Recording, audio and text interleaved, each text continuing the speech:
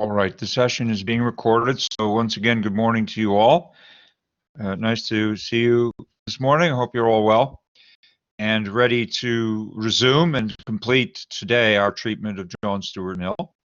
And with that, we will also will have completed within the next hour and a quarter, more or less, we'll have completed the second section of the course. So good for you. We'll have gotten through this part of the course dealing with ethics, and I hope it's been instructive for you and interesting. We have some really important work to do on Mill today before we, say we've wrapped that up. But next week, we start the third and final section of the course, and we'll have some fun. I think some perplexity and generally a lot of fun in the third section. We're going to be looking at puzzles and paradoxes, which I think some of you, if not most of you, will be entertained, amused, and puzzled by some of them, but they'll also be very, I hope, enlightening and informative and surprisingly applicable to many aspects of our lives in the real world also. But that's next week and forward. So today we return to John Stuart Mill, and we're going to look, as advertised on Tuesday, or rather Monday in the plenary, we're going to look at the two other really important works that form a sort of trilogy, which together serve to underpin his theory of ultimately of justice, but also his theory about what's good and right. Remember, as a utilitarian, as an advocate of utilitarianism, as we've already seen from that work, he is arguing that actions are right insofar as they promote overall happiness, and wrong insofar as they promote the reverse of overall happiness. So that's telling us already what that means in terms of rightness and wrongness, but also by happiness he means something that is not simply pleasure, as we already saw importantly last day. Remember, the first main criticism that Bentham's, his mentor's theory of utilitarianism attracted was that it was only hedonism. But if you're just chasing pleasure, then you're just a hedonist. That can't be a moral theory. That can't be an effective social theory. But actually, Mill then carefully distinguishes between quality and quantity. And Mill is interested in pleasure as a qualitative experience, not merely as a quantitative one, right? So while it may be true that a pig's pleasures are very limited and not very qualitatively interesting, certainly human beings are capable of more, and hopefully of much more. And the whole point of human culture, surely, is to enjoy much more long-lasting, if sometimes subtler and more nuanced forms of pleasure, which are of cultural kinds of pleasure, be they sports, be they music, and be they educational, be they professional, be they entertainment or edutainment. There are all kinds of pleasures that we indulge in, which surely separate us at a vast distance from the other animals on this planet. And those are the kinds of pleasures that Mill is alluding to as being identifiable with happiness. So when he's talking about the greatest happiness for the greatest number, he's talking about the kind of happiness that comes from being able to cultivate and indulge in and enjoy all those qualitative pleasures that truly make us human in the fuller sense, not disregarding our animal natures, because we're all capable on a given day of being like pigs, I suppose, although that's never a compliment, right? To refer to somebody as piggish in their behavior is never, as far as I know, a compliment to anyone. We're certainly all capable of behaving that way, probably from time to time, but hopefully not as a habit. All right, so are we clear about Mill's, basic thesis of utilitarianism and how he responds to that first charge, right? That it's only hedonism and therefore not a very robust moral theory. Good. Okay, so there's a couple of yeses. That's quite important, and the book itself is a much bigger book, but we've covered that essence of what he's trying to get at. And today, it's really, really vital for us to cover two books which also are going to answer the second part. They're also valuable in and of themselves, as standalone works. But I think in the context of Mill's moral theory and his theory of justice, they serve vitally to illuminate what Mill intends in his much broader theory of how it is that we're to attain and sustain the greatest happiness for the greatest number. And I mentioned them to you last day, and today we're going to look specifically at some extracts of very important works. I just want to say historically, I'm not an historian, but just imagine for a moment that you were living in London or in England, but London was like New York, a great metropolis of its day.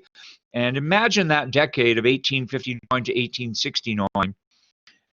This was not a happy decade in the U.S. because it was the time of our Civil War, so a very divisive period. The American Civil War was being fought at that time.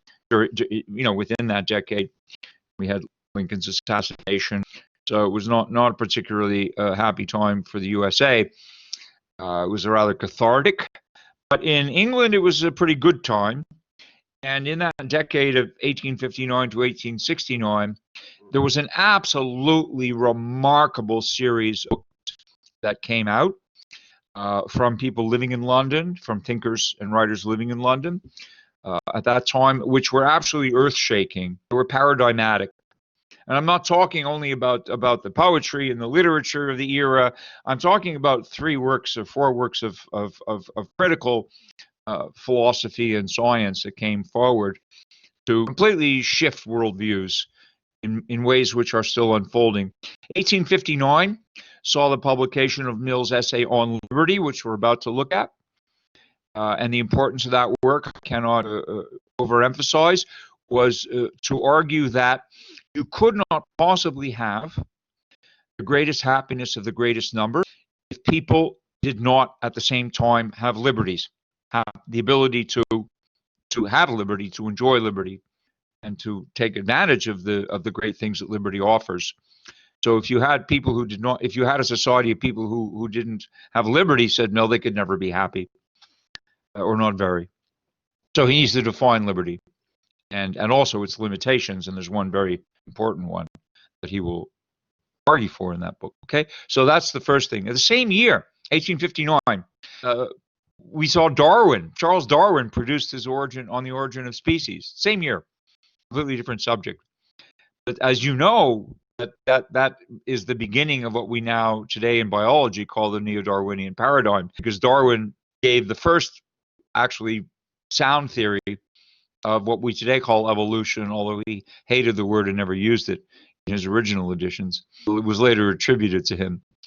But he predicted this fantastic thing about the inheritance of characteristics that was passed on by some internal manner, and how natural selection through kind of accidental means would favor certain developments and disfavor others. And he had no name for them. He called it descent with modification. And then, of course, the later science of genetics very richly has endorsed what Darwin merely predicted in a vague way, without being able to name what was going on internally. But he knew definitely something was going on internally, such that offspring were inheriting small changes, or in fact were themselves generating small changes and passing them on. These things might be very favorable in a given habitat, and so they would be selected for, and the things that weren't be selected against. And that, of course, was Darwinian theory. Same year, 1859. So imagine these two, one a political and the other a biological work, earth-shaking. And then in 1861, Mill produced, as we've seen, Utilitarianism, more political transformations as a result of that. And then in 1869, 1867, Karl Marx publishes Das Kapital. At the same time as this was going on, Karl Marx was sitting in the British Library writing Das Kapital, which is the economic foundations of Marxism, which I don't have to tell you has had a profound effect in many parts of the world. 1867. And then in 1869, finally, to close out that decade, we're alluding to, John Stuart Mill writes his book on feminism called The Subjection of Women. And we'll be looking at some extra highlights of that very shortly toward the latter part of this lecture. So just imagine if you were an intellectual or a student, and with a keen interest in keeping up with current events and developments in science, in politics and economics. Just imagine that decade. Never mind the literature and the other stuff that was going on. That was an amazing decade, just for these reasons I've cited. Very exciting, and leaves us a lot of food for thought up to and including today, which is I don't have to tell you, quite a bit later, 120, 160 years later, we're still looking at these works.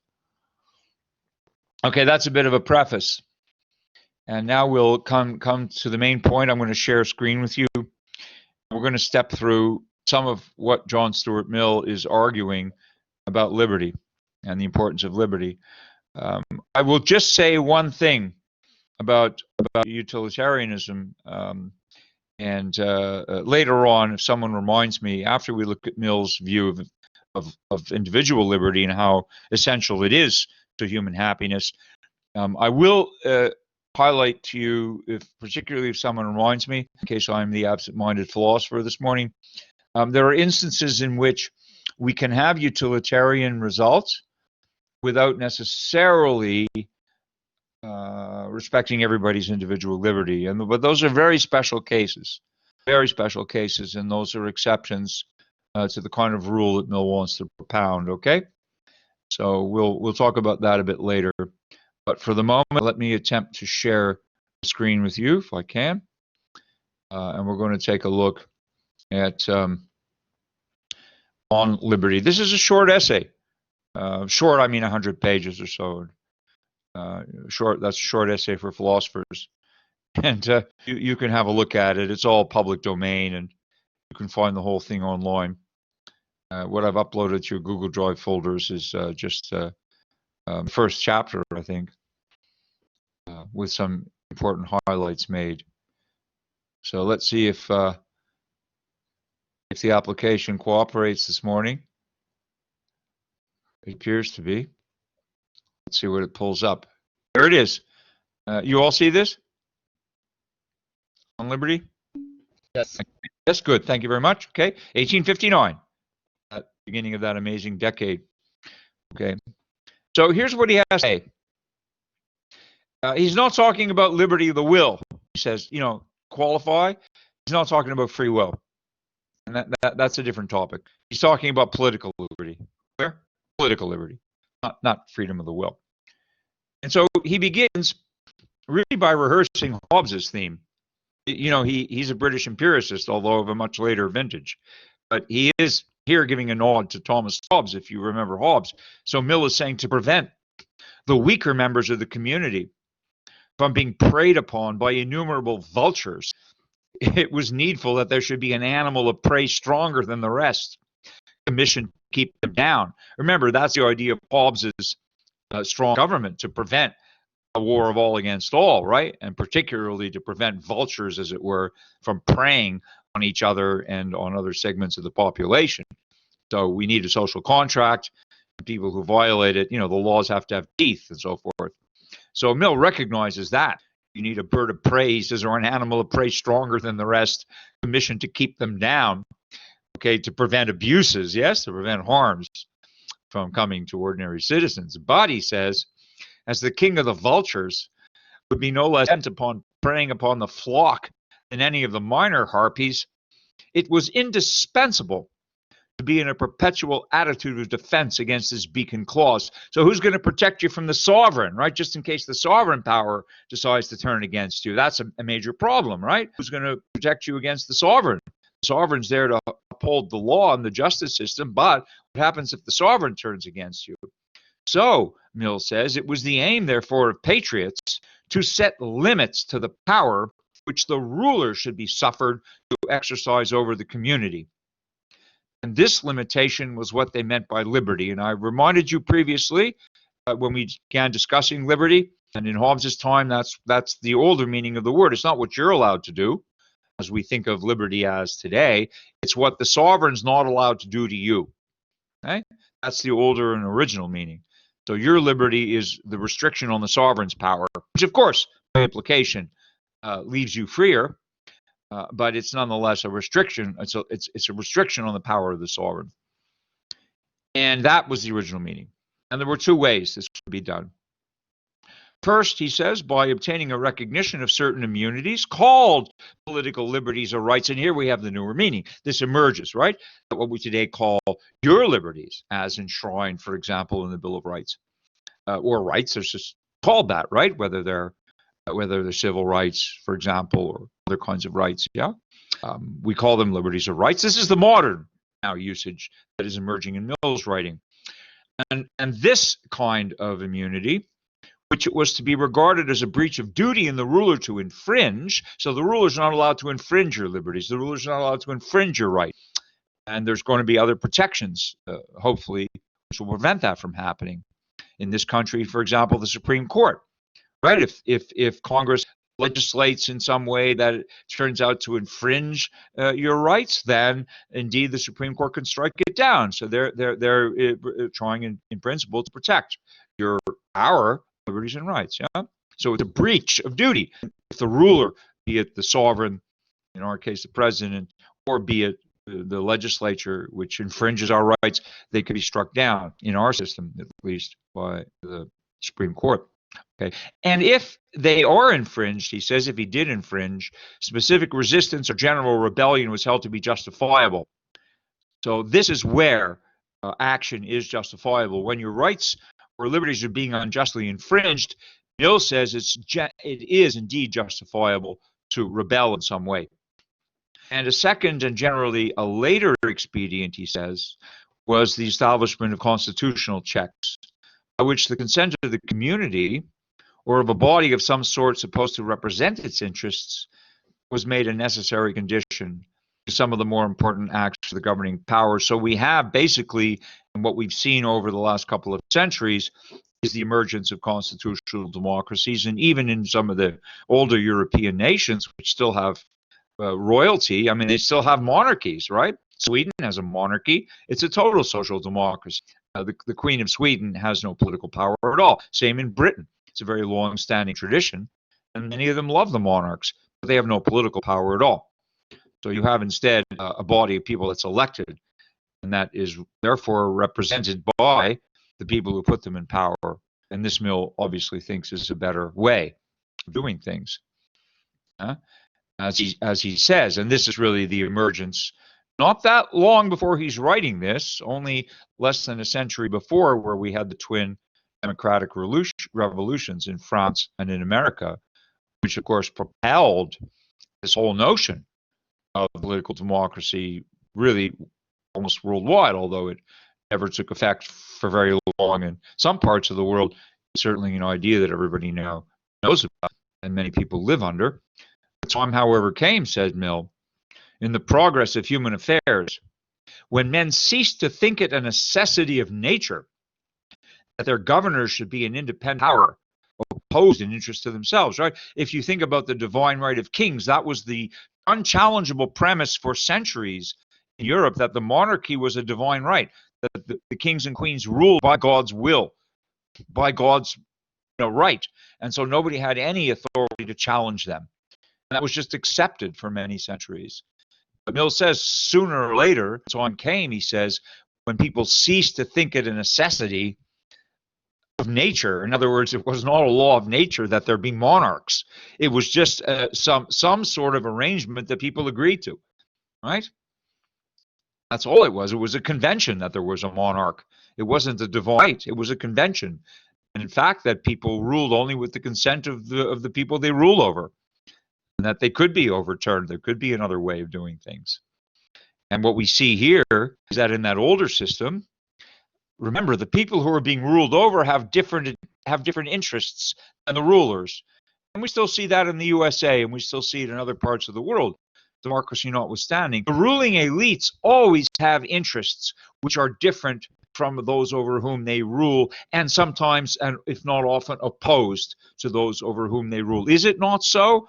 I'm just asking you. You could please chime in with a yes or a no.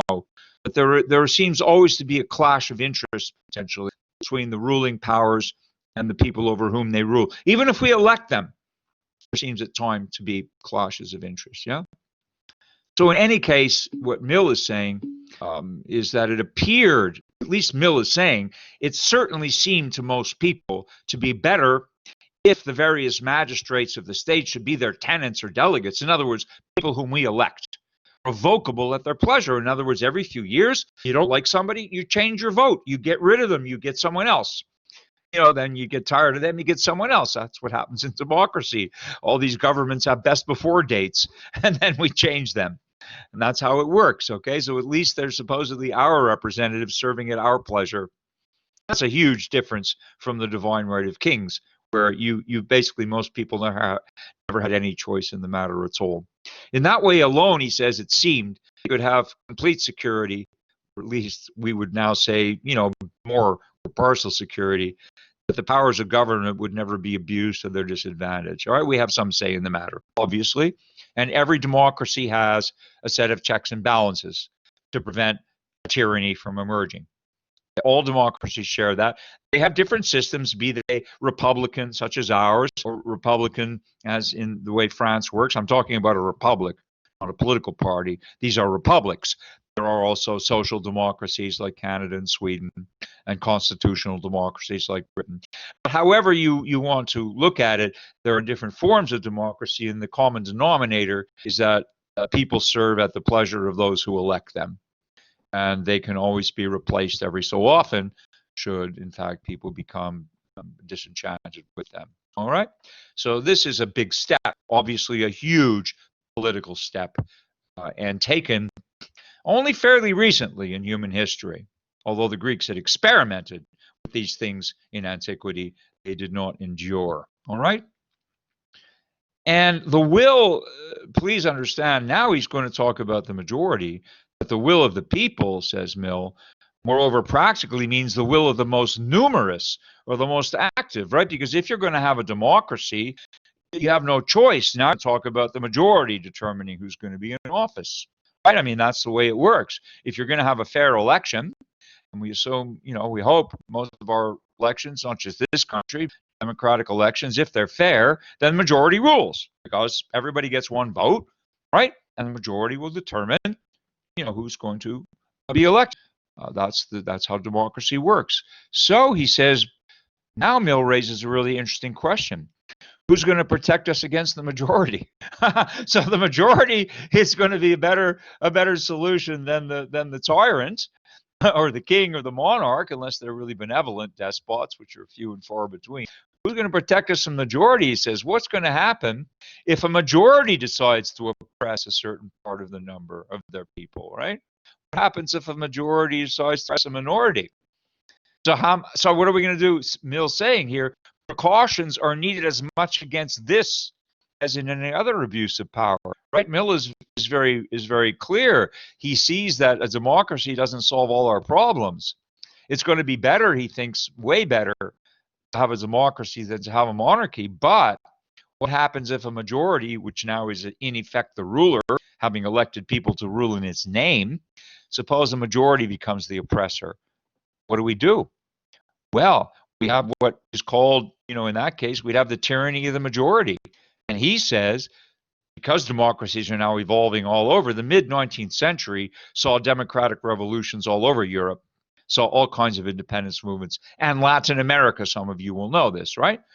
That basically monarchy was in full retreat by this time because of the successes after the Napoleonic Wars. Anyway, the successes of the American and French revolutions, monarchy started to retreat, and it's been retreating ever since.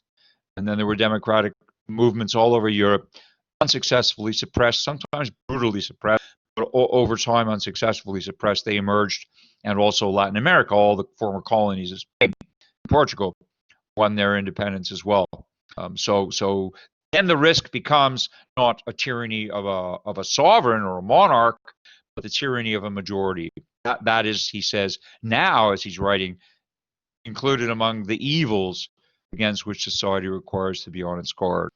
So obviously, this is an important problem that emerges. And then, as I mentioned to you last day, he predicts something which is much more insidious in a way in our own time, which he could not have predicted. But it's social tyranny, not just political tyranny. And as he says here, society can and does execute its own mandates.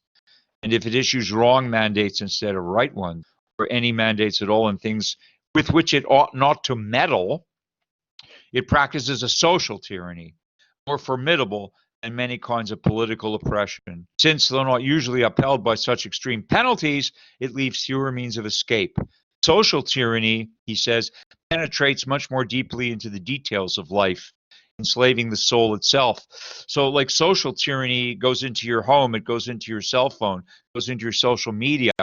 It actually touches you more closely often than potential tyranny from a legislative act or a bad law. Social tyranny infects more deeply the members of society.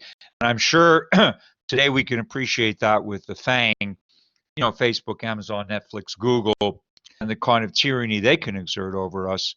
A cancel culture is a manifestation of social tyranny, right? It's not being legislated, right? Somebody gets canceled, it's not being canceled politically. It comes to that, but they're initially being canceled socially, right? They're being tried and condemned without a trial on social media, basically canceled. So it's like spreads like wildfire. You see what he's predicting here? I mean, he had no way of predicting the internet or all that stuff, but he was worried about, so even in his day, it would be gossip. It would travel more slowly. But social tyranny could indeed be effective even back then without our current technologies. So I think one has to appreciate at least his prescience. So there has to be a way then, Mill says, to limit this. We have to limit political tyranny, obviously, and we also have to limit social tyranny. And he's going to come up with that.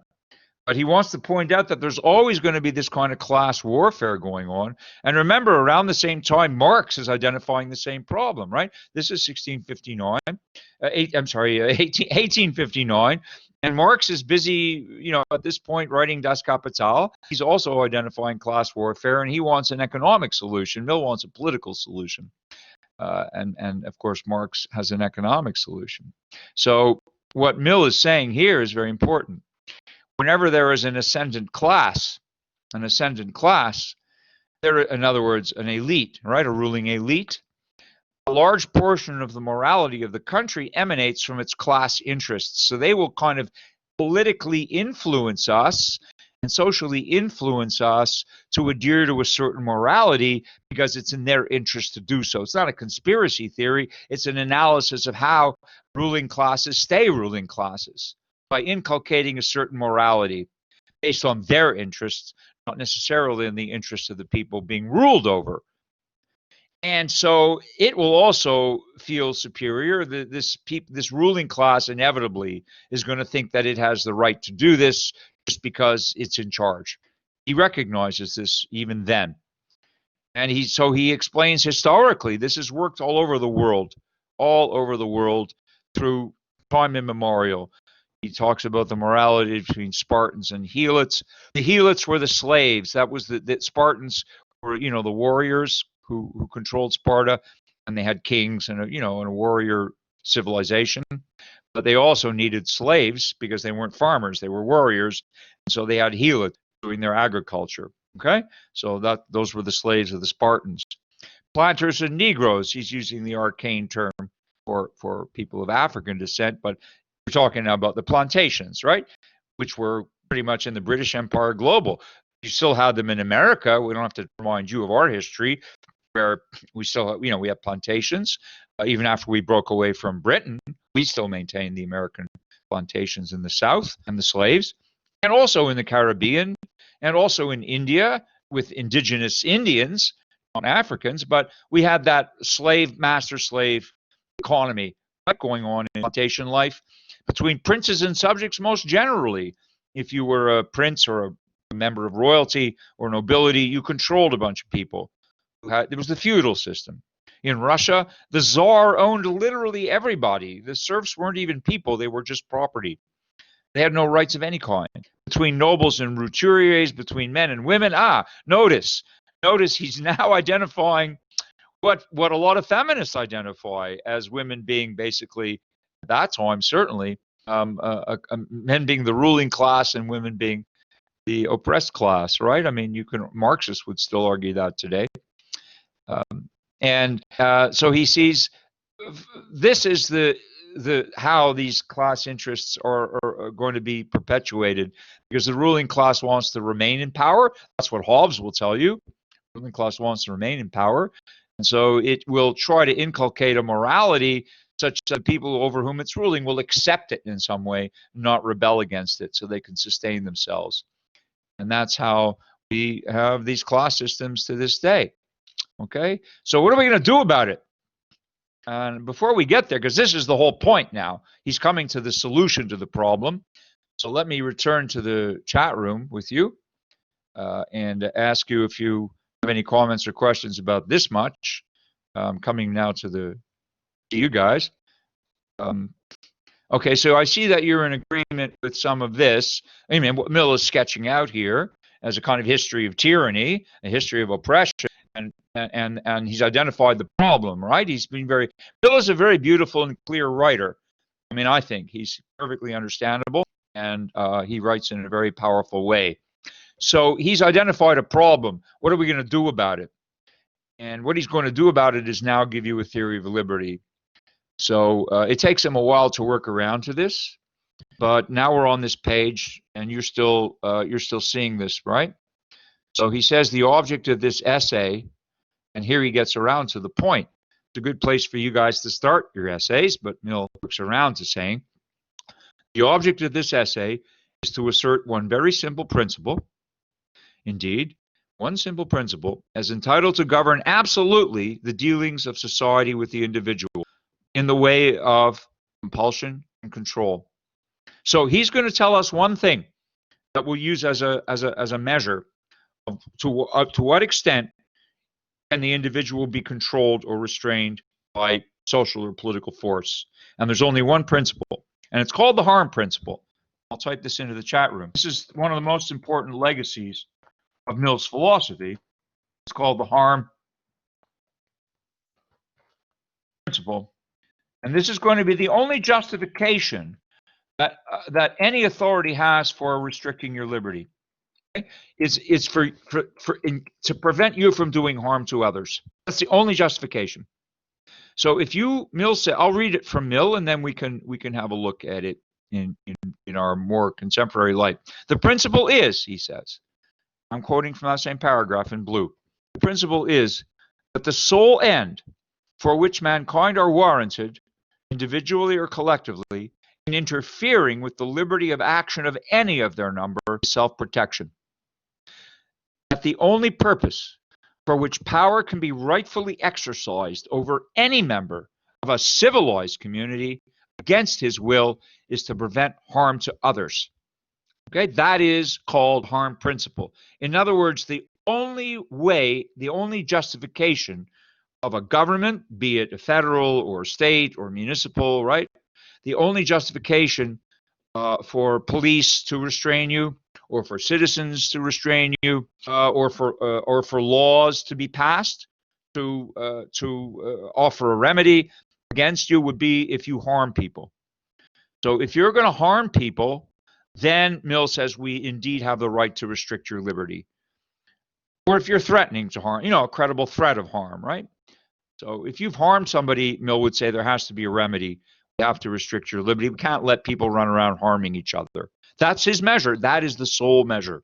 The only justification that we have, to say it a different way, for interfering with someone's liberty, in other words, let's say for arresting them, right? Or let's say for convicting them, and let's say for incarcerating them, or let's say for any other restriction, is if they have harmed somebody or if they're about to harm somebody. Is this clear?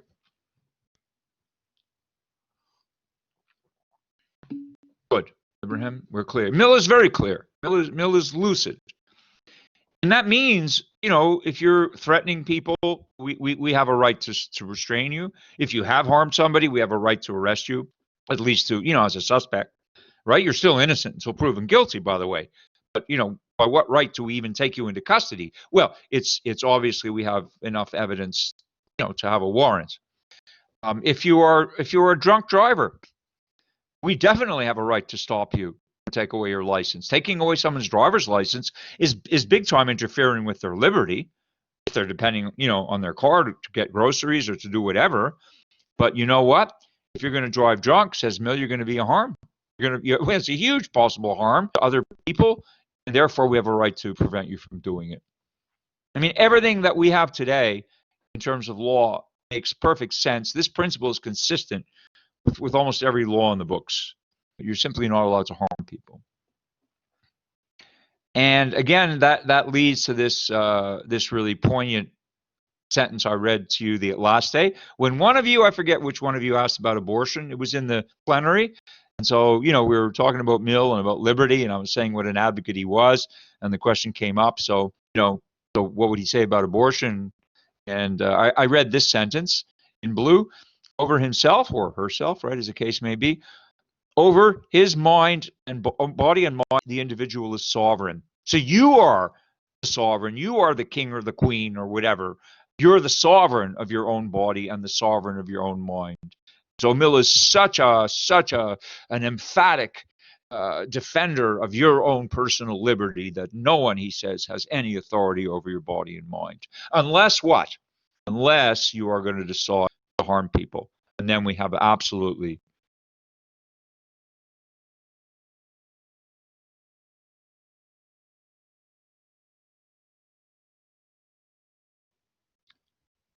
Can you still see the? Can you still see the screen share? Yeah, okay, good, because it looks like the signal dropped for a second. So this is very important, right? A very famous thing called the harm principle. And I want you to note a corollary of the harm principle. Some of you will be maybe a little surprised by this. Very important corollary of the harm principle. He's talking about physical harm for the most part. So you may ask, well, what about emotional abuse? That over time certainly could be considered a harm, right? Especially with children, and other I mean, if you are going to on a daily basis, make somebody, oppress somebody and make somebody feel bad about themselves, by constant emotional abuse, let's say what we today call verbal abuse, that might be construed as a harm in the long run. So that could be justifiably stopped. But certainly Mill would say you have a right not to be harmed in any case. But you have no right not to be offended. And that's a big thing in Mill, which today would cut across the grains of social tyranny. Why? Because the difference between harm and offense is nobody ever talks about this. I do, because I think it's absolutely vital. Because so much of our society is today driven by people who take offense and then demand remedies for it. And Mill would say the following, and I'm putting it in his words: an offense is not the same as a harm. Why? Because a harm is something that's inflicted on you unwillingly. Nobody wants to be harmed. I mean, unless you consent to it. If you're a professional boxer, you're consenting to be harmed, right? If you step into a boxing ring, you're taking your chances, aren't you? You might end up being harmed. Even if you win the fight, you could still be concussed. Isn't it true?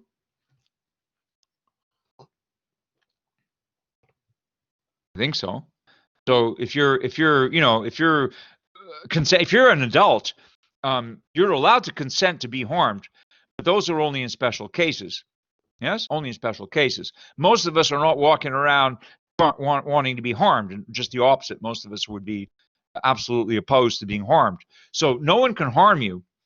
I mean, no one. Mill says no one should be allowed to harm you because we're almost always going to be harmed against our will. That's the point. You're going to be, if someone harms you, you never asked for it, you didn't consent to it. Nobody should be allowed to harm you against your will. That's Mill's point. They should be stopped. Or if they did harm you already, it's too late. You're already harmed. There has to be a remedy. Injustice. They have to be brought to justice, because they did something wrong. That's what Mill is saying. But you can never be offended against your will. I want you to think about this carefully. An offense could be offered to you. You have to decide whether to take it or not. If you accept the offense, then you can say you're offended. But Mill would say, okay, but you had some role in this, as opposed to somebody harming you, which is totally against your will. You never consented to it. They harmed you. That's unjust. Somebody can only offer you an offense. If you decide to accept it, said Mill, that's your responsibility. And so you can't then point the finger at them and say that they harmed you, because you could always refuse the offense. So consider that, okay? It's not the same thing. There are still exceptions to the idea of liberty. For example, he's a big supporter of freedom of speech, obviously, but he's going to draw the line at examples of the following kind. We would never be allowed under Mill's system to, for example, yell fire in a crowded theater. Why? Why would it be wrong? Why would you not have the liberty to yell fire in a crowded theater? I mean, assuming it wasn't on fire, okay? It's not like the theater's not burning, but you get up and you yell fire. Bill would say that's wrong. Why? Creating a clear and present danger. Yeah, because there's no real danger, Vasilios. I mean, if the theater is not burning and you just get up and yell fire, what's going to happen? You all know what's going to happen. People are going to panic and stampede, right? If they believe you, they're all going to try and run out of there. And what's going to happen? People will be harmed, right? You're going to create harm. So Mill would say that speech, which creates unnecessary harm or malicious harm, also has to be prevented. That's not a good thing. Of course, if the theater really is on fire, then you pretty much should yell harm. You should yell fire and hope you'll get out, and hopefully people won't get trampled. But you can't do it as a practical joke because it might result in harm, and that would be wrong.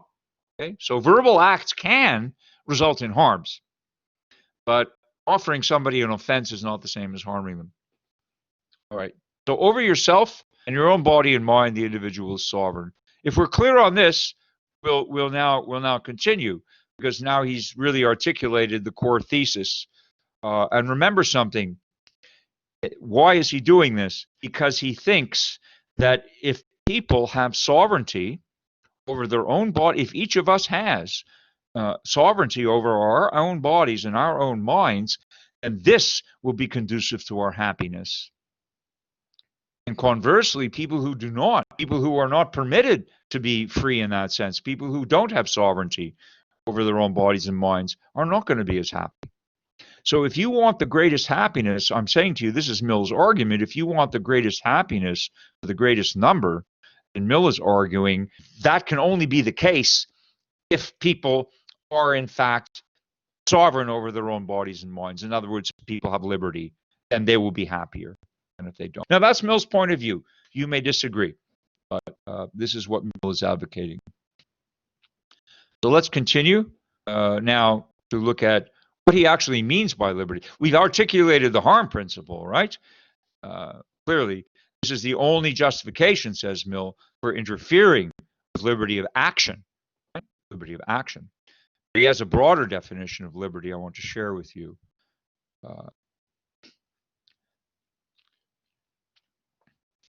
And remember here, this is all part of his utilitarian theory, right? I regard utility as the ultimate appeal on all ethical questions. And in 2 years after this, he's going to produce his book, Utilitarianism, which we've already looked at. But it must be utility, he says, in the largest sense, grounded on the permanent interests of man as a progressive being. That word progressive, this is, where Mill is identified as being really the first or the most articulate exponent of what we today call progressivism. Very, very important exponent of it. And so he says that there are things that we can be compelled to do, definitely. There are positive acts for the benefit of others, which we can be rightfully compelled to do certain things. For example, to give evidence in a court of justice. So you're sovereign over your mind and body, says Mill, but you could still be subpoenaed as a witness in a court of justice. Because if we want to achieve a remedy against injustice, we will sometimes, if we're putting somebody on trial for having been suspected or having been indicted rather for committing a crime and particularly harm to others, then we may need witnesses in order to get justice, whether they're found guilty or not guilty. So you may be compelled to give evidence in a court of justice. That may be, you don't feel like doing it, right? But you still can be compelled to do that. Okay? You may be compelled to do your fair share in the common defense. In other words, you might be conscriptable. If in a time of war, the government still might have the right to conscript you, even though that puts you in harm's way. So these are all exceptions to your total sovereignty, right? Or in any other joint work necessary to the interests of society. If society protects you and gives you all these benefits, then there is a debt to society, and sometimes we have to partially pay that debt as it were, even though we're free citizens. We still may have to give evidence as witnesses. We may have other civic duties that we have to perform. And so that is important. Those are some exceptions to the rule. Right? And then we get to this unbelievably, I think, articulate and very expansive definition of liberty. If you love liberty, then I think you'll appreciate Mill's conception of it, which is very broad and very deep. There's more than one dimension here, or two dimensions here. Okay? First dimension, he says, this then is the appropriate region. We're talking about human liberty. There are two regions. The first region, he says, comprises the inward domain of consciousness, demanding liberty of conscience in the most comprehensive sense, liberty of thought and feeling, absolute freedom of opinion and sentiment on all subjects. Absolute freedom of opinion and sentiment on all subjects, practical or speculative, scientific, moral, or theological. In other words, you should be free to think as you wish, and not only that, but also to express your opinion as you wish on any subject under the sun, whether it's a practical subject or whether it's a theoretical subject, whether it's a scientific or a moral subject, or whether indeed it's a religious subject. He is granting us all absolute freedom, not only to think and to feel, but also to express ourselves. Now, we have a lot of that reflected in our First Amendment, but it's not all workable because we can be canceled, we can be censored, we can be deplatformed, right? So if Mill were alive today, he would say that Twitter has no right to censor anything you want to post unless it causes harm to others. Twitter, you can't be deplatformed. You can upload to YouTube a video that's your opinion of matters, and no one has a right to harm you for it, as long as it itself is not harming others, and so forth. So complete freedom of expression. And he says that in the next sentence. The liberty of expressing and publishing opinions may seem to fall under a different principle, he says, but it's not. It belongs to that part of the conduct of an individual which concerns other people, but being almost as of much importance as the liberty of thought itself, and resting in great part on the same reasons, it is practically inseparable from it. So in other words, if you grant people, follow this, it seems very clear, if you grant people freedom of thought and feeling, you must also grant them freedom to express their thoughts and feelings. The two are connected, right? If you passionately think something to be the case, you have to be totally free to express it, to publish it, to say it, without fear of harmful retaliation against you. It's an opinion. You're entitled to your opinion, says Mill. You're entitled to your feelings, and you're entitled to express them as long as you don't harm others. So this is a very broad, deep, and pardon me, I don't often betray my own prejudices, or I try not to, but I'm a lover of liberty, and so for me, I find this to be very moving, because he's defending something that is dear to my own heart. Okay, so that's the first dimension. Total freedom of liberty, of thought and feeling, of conscience, so forth, and the ability to express that, which would mean freedom of speech, which means freedom of publishing, which means freedom of tweeting today, in today's context, freedom of uploading something to YouTube, freedom to post something on Facebook, as long as it's not harmful to others. We can't tell malicious lies about other people that would harm them, but you're allowed to tell the truth as you see it. And that's the first dimension. The second dimension is really interesting. The liberty, he says, of tastes and pursuits. Tastes and pursuits, that's thoughts and feelings. It's tastes and pursuits of framing the plan of our life to suit our own character, of doing as we like, subject to such consequences as may follow. We're not immune from the consequences of doing what we do. We have to own that, right? Whatever you do, if you feel like jumping off the roof, you're not immune from the law of gravity, obviously, right? But the point is that you're free to do as you like. And also, that freedom entails responsibility to accept consequences. Okay, but you have the freedom to do what you like without impediment from our fellow creatures, so long as what we do does not harm them. Again, the harm principle, right? Do what you like according to your taste, but don't harm other people, okay? And even though this is where the offense thing is going to be subtracted from the equation, as long as what we do does not harm them, even though they should think our conduct foolish, perverse, or wrong. So someone may say, what you're doing offends me because I think it's foolish, perverse, or wrong. And Mill would say, that's none of your business. I'm not harming you. And therefore, you can judge me. You can tell me you think I'm foolish. I defend your freedom of speech too. You can tell me you think I'm foolish. You could tell me you think I'm perverse. You could tell me I'm just plain wrong. But you can't stop me from doing it as long as I'm not harming anybody. And that would have to do with a great many things, including taste in music, including gender preference. You could think of a whole wide range of things that you might want to do, which others might disagree with, but they have no right to prevent you from exercising your tastes as long as you're not harming other people. Clear? And thirdly, he says, that there's a corollary to this. From this liberty of each individual follows a liberty within the same limits of common nation. So in other words, he's saying freedom to unite for any purpose not involving harm to others. We call this is also part of our First Amendment. It's called freedom in American terminology. It's freedom of peaceable assembly, right? We are perfectly entitled, since we're each free as individuals, we are also free to come together. We're free to unite in a group, in a congregation, for religious worship, for example, or for peaceful protests, for example, to march for something, for example. We are all free to do that for any purpose, says Mill, not involving harm.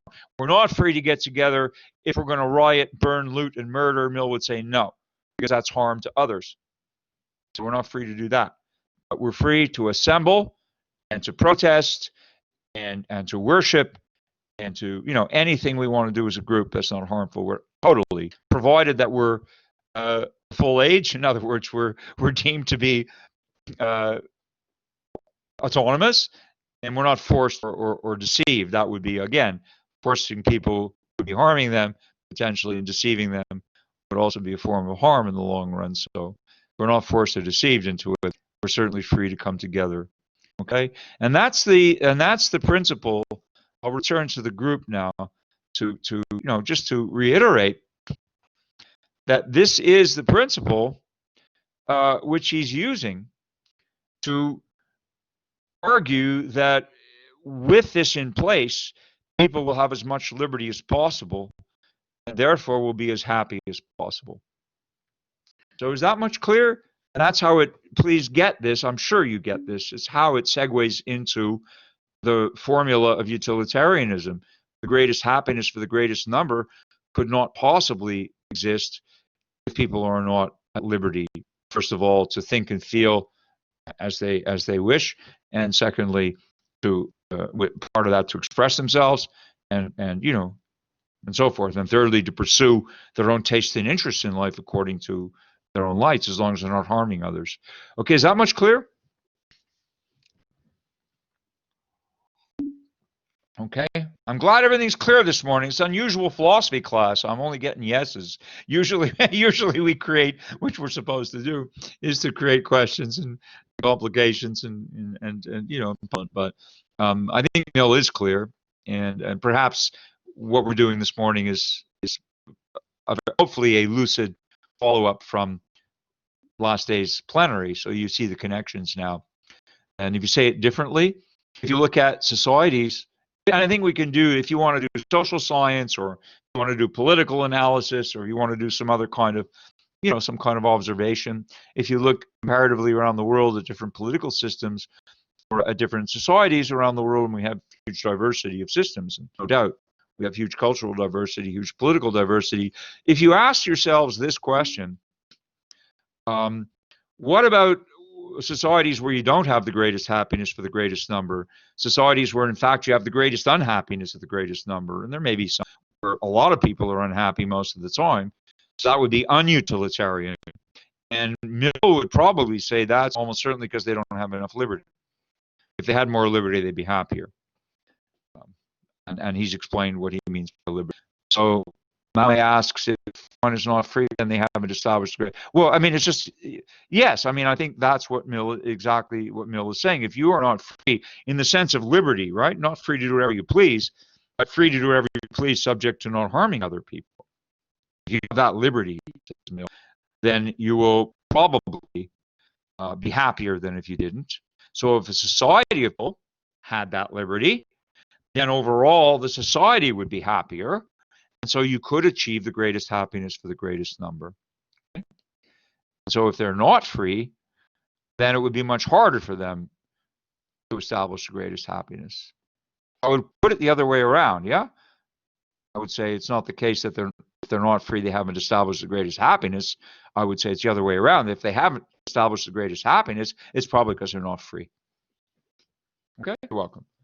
So that's the connection between individual liberty and of course, the liberty to unite in groups for peaceful purposes, that liberty and the greatest happiness principle. So for Mill, liberty is a foundation.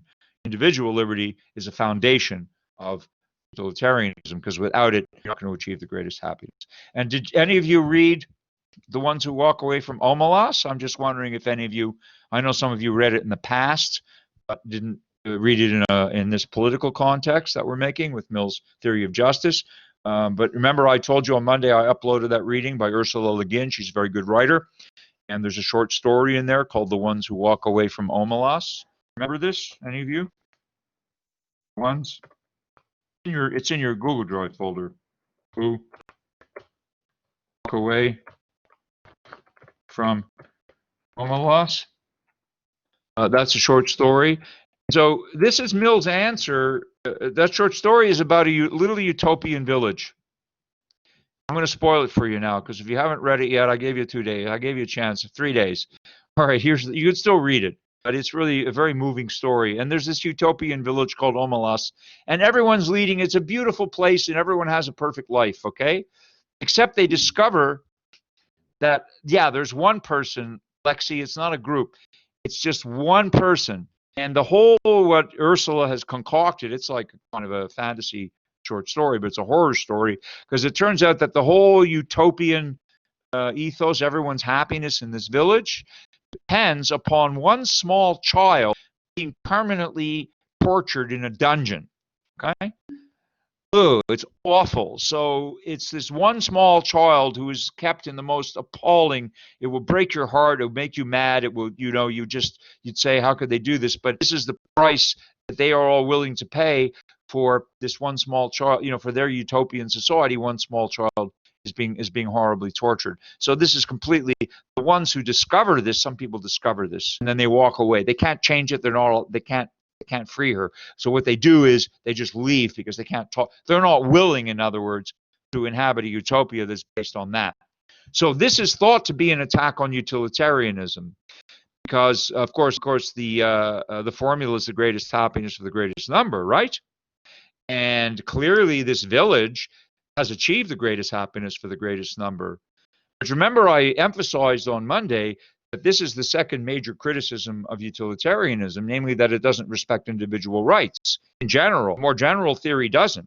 So people would say, oh yeah, well, there's this one child being tortured, but look, we have utopia. It's the greatest happiness for the greatest number. Mill would say no, right? Mill's response would be what? Mill would say, you can't do this. Why? Why can't you do this? According to Mill, why would this be wrong?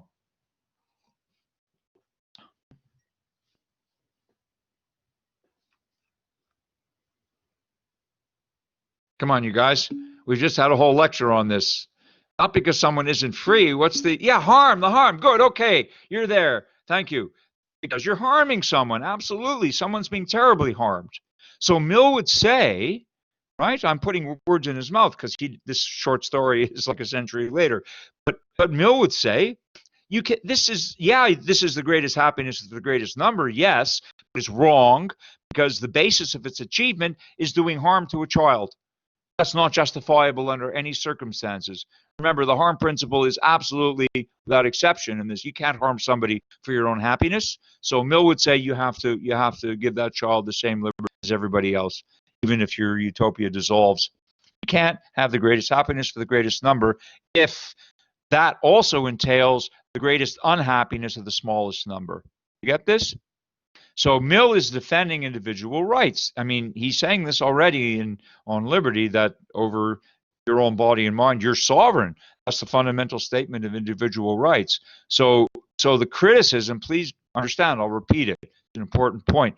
Many people criticize utilitarianism because in some of its formulations, it does not respect the individual's liberty. It does not respect individual rights.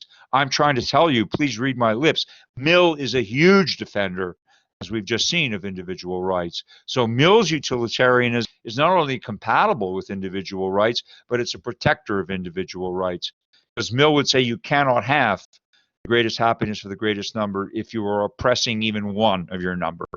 That is not permitted. So everybody has to be enjoying the same liberties for it to be truly utilitarian. That's Mill. That's not everybody. Okay? That's not everybody. There are other kinds of utilitarians. What about an exception? Well, look, there are some very peculiar exceptions. Phase 1 clinical trials of drugs, I'm completely jump shifting now into a different domain, but think about it. When they're testing drugs, like we have a vaccine, hopefully soon against COVID, but these things go through clinical trials, as you know. And in phase 1 clinical trials, some of you may be familiar with them. Phase 1 is the first trial where you're only testing toxicity. But you have two groups, right? You have a group that gets the drug, and you have a group that doesn't. The group that doesn't is called the control group, right? If you want to do good science, you absolutely need a control group. You all know this kind of thing? Some of you surely know about this. Just say, yeah, sure you do. Okay. So otherwise, because you need a comparison, you need a benchmark, right? Every good scientific experiment of this kind, particularly testing drugs, you need to have a benchmark. You need to say, okay, the people who didn't get the drug, we can, see what's going on with them, and the people who did get the drug, we can compare, and that way we can at least track the significant differences, maybe for better or for worse. So we have to have these two groups. Now, suppose that you're in bad shape. I hope you're not, but suppose you're in bad shape, and you really want this experimental drug. Maybe your last hope. Maybe it's a cancer drug, or something like to cure something terrible, and that you may in fact be suffering from. The scientists do this double blind. They're not allowed to know who's in which group. They're allowed to analyze the data, but when they take somebody in, it's random. Whether you get assigned to the group that gets the drug, or whether you get assigned to the group that gets a placebo, you're going to get something, right? You're going to get an injection. If it's the drug, you get the drug. If you're in the control group, you get a saline injection. They'll be injecting something into you. And even the researchers don't know who's getting the drug and who isn't. They know what the data are, but it's a double-blind study. The participants don't know which group they're in, and the people don't know which group they're in. They're looking only at the control group results versus the other group results. So it's a double-blind study. Now that has to be done. But listen, if you happen to be one who's suffering from an illness and you want to be in the group that gets the drug, it's certainly against your interest to be in the control group. But if they're doing good science, they have to do it this way. And so a certain number of people are going to be in the control group. And if the drug turns out to be a beneficial lifesaver, the people in the control group didn't get the drug. And some people may die from not getting that drug. It's not like somebody killed them, right? They were already in trouble. But it's utilitarian because if the drug is successful overall, it's going to help many, many, many, many more people outside the study. You get it? So it's utilitarian because it is the greatest happiness for the greatest number. It's going to be able, hopefully, to cure a huge number of people. And the people who didn't get helped were the people in the control group. There had to be a control group to do good science. But we weren't harming them, note. We simply weren't curing them. Is this clear? There's a difference between harming somebody and not curing somebody. So unfortunately, there are people in the control group. So it's not perfect. Some people will not get help just in case the drug is helpful. But this is how we have to do science. And in the end, it's still utilitarian. And the other thing is, it doesn't violate Mill's harm principle.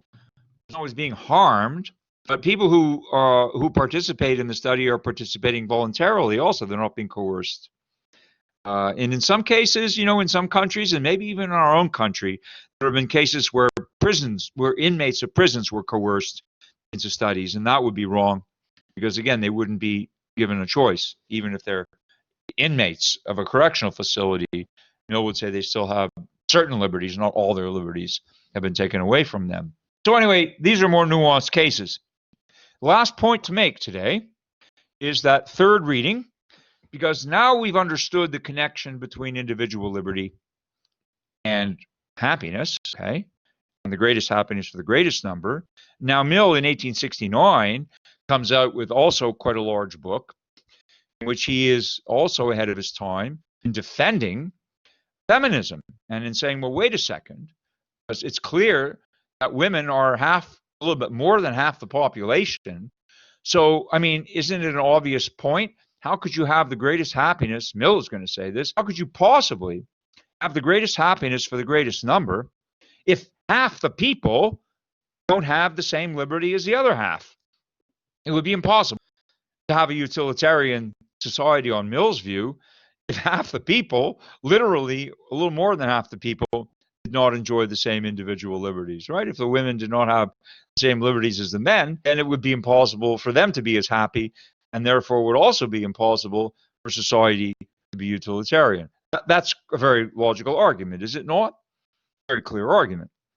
And so in 1869, Mill publishes on the subjection of women, which is the name of this essay. It's a large book, but it's called an essay. And he co-authored this. His wife, Harriet Taylor, who was a very good philosopher, according to Mill, who wasn't really allowed to be published in that day. Part of the problem, women really weren't allowed to publish serious works at that time. It's not that long ago. So here's the subjection of women, published in 1869 in London. And he tells us in sentence 1, this is a great beginning. This is the kind of beginning I like to read in your essays, because you tell me right off the bat, instead of a lot of preamble. He says, the object of this essay, isn't that a great beginning? Object of this essay is to explain, as clearly as I am able, the grounds of an opinion which I have held from the very earliest period when I had formed any opinions at all on social or political matters, and which, instead of being weakened or modified, has been constantly growing stronger by the progress of reflection and the experience of life. And what principle is it? What opinion is it? That the principle which regulates the existing social regulations between the two sexes, the legal subordination of the one by the other, is wrong in itself, and now one of the chief hindrances to human improvement, and that it ought to be replaced by a principle of perfect equality, admitting no power or privilege on the one side, nor disability on the other. Is that not a remarkably progressive thing to be saying in 1869? I mean, if you think about the context, it would take still 60 years more for women to get, or 50 years more for women to get the vote, till 1919, I think, in Britain. So he's arguing for that then. And he's talking about what we today call gender equality, right? So there's a big contribution to what today, we call feminism. But Mill is the one who is making it most articulately in his time, and also between the lines with his wife's help, because she also, according to him, helped him think more clearly and write more clearly about this topic. Okay, so he goes on, and you may want to read this. I think it's very interesting. I'll give you one highlight. For example, he says the adoption of this system of inequality. We're talking now about the relations between men and women, right? Which were obviously unequal.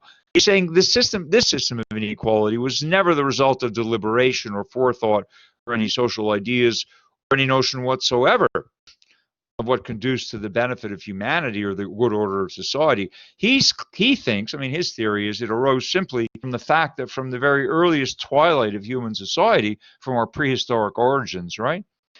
Every woman, owing to the value attached to her by men, combined with her inferiority in muscular strength, was found in a state of bondage to some men. That's like Stone Age, the Stone Age societies, hunting and gathering societies. And so inferiority in muscular strength was then sort of extended to all kinds of other domains, in which Mill says they obviously have no place. Laws and systems of polity always begin, says Mill, by recognizing the relations they find already existing between individuals. They convert what was a mere physical fact into a legal right, give it the sanction of society, and principally aim at the substitution of public and organized means of asserting and protecting these rights, instead of the irregular and lawless conflict of physical strength.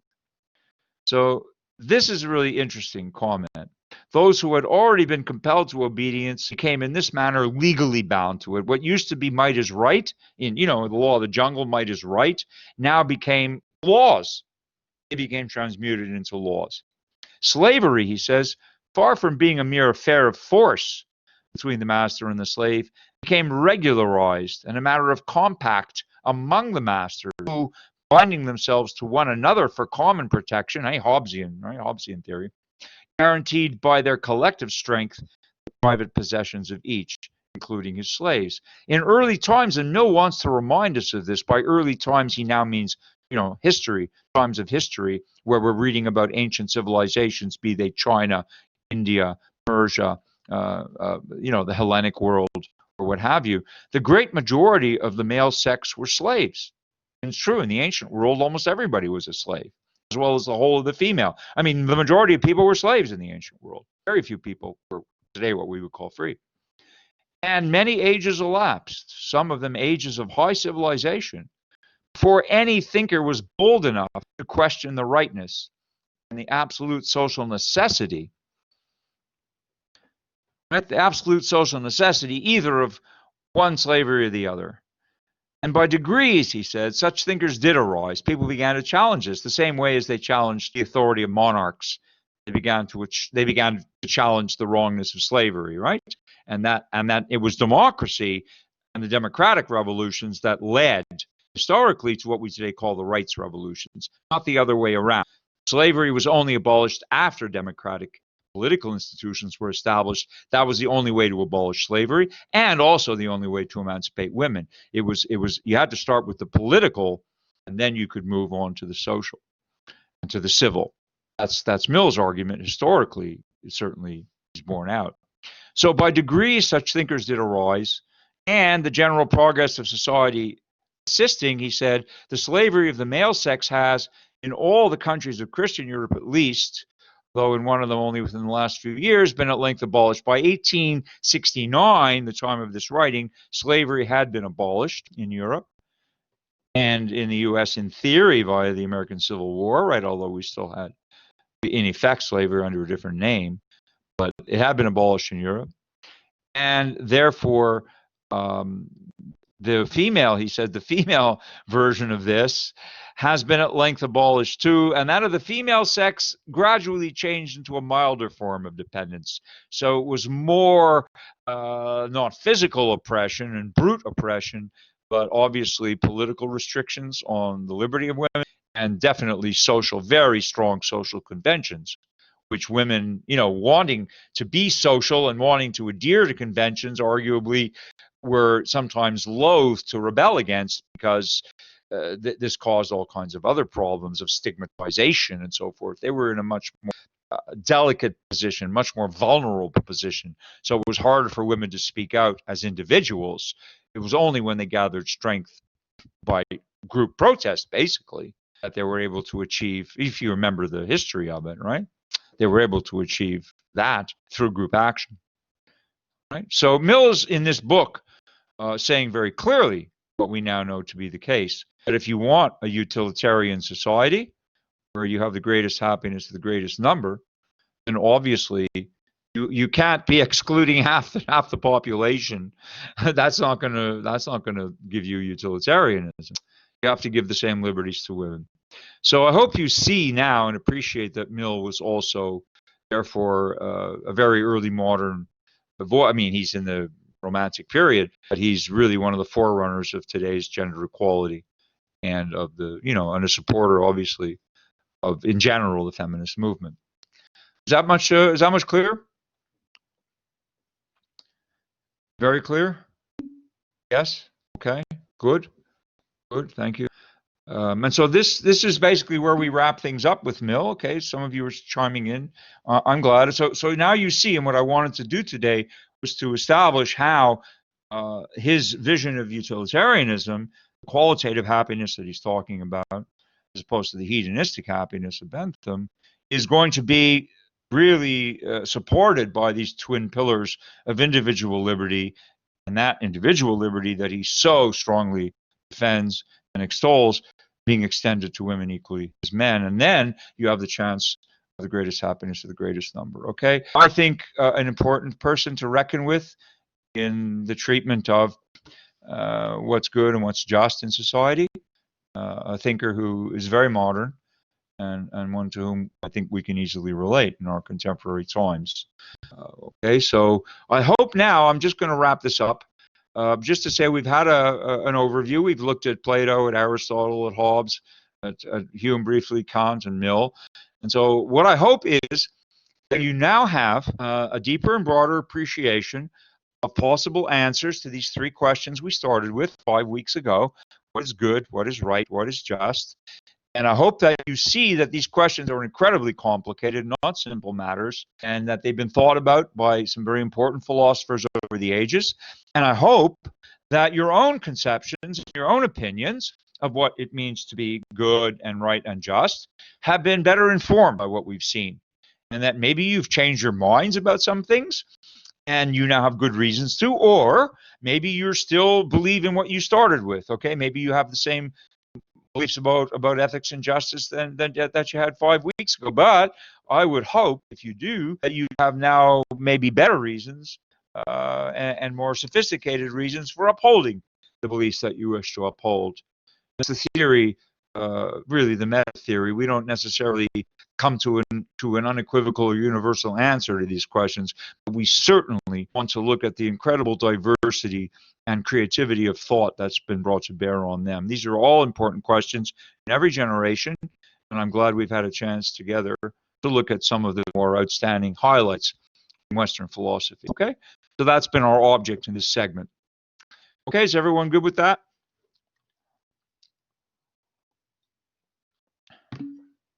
All right, thank you, Mame. Thank you, Emily. All right, I hope so. We're going to leave it here. I'll stop the recording and wish you all a very happy weekend, a productive weekend. The due date for your essay has been set.